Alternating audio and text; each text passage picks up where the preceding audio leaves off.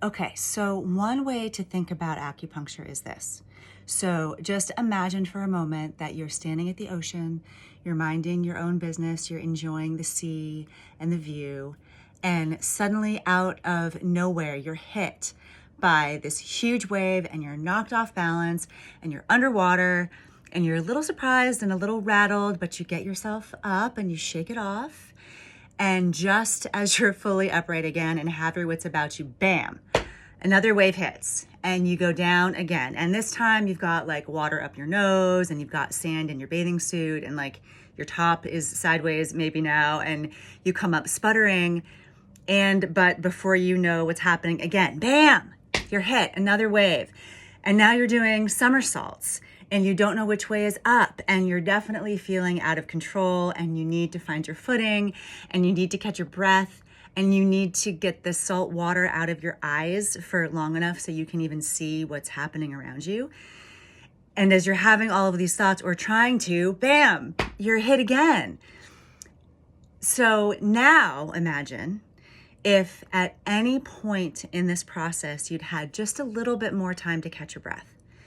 Just a moment to find your footing, to find your balance, to find your center of gravity, to get your bearings, to reset, to prepare and position yourself for that next wave that was coming in, that was on its way.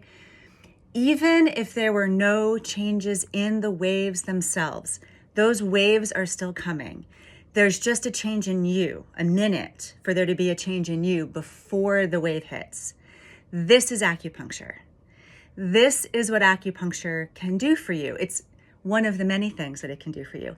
But this is why I am such a huge proponent of regular acupuncture, regardless of whatever else is going on in our lives, because life is stormy. Even if it's calm now for any of us, the waves are always coming. That's just how life is. The waves are here. And